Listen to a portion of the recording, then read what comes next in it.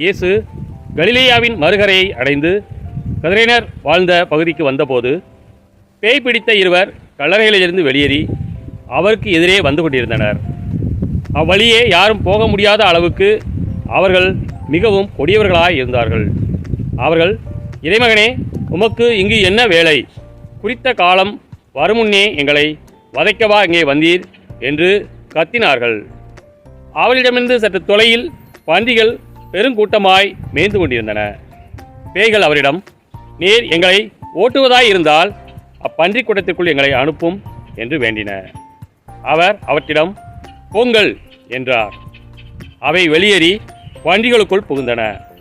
உடனே அக்கூட்டம் முழுவதும் செங்குத்து பாறையிலிருந்து கடலில் பாய்ந்து நீரில் வீழ்ந்து மடிந்தது. பன்றிகளை மேய்த்து கொண்டிருந்தவர்கள் ஓடிப்போனார்கள்.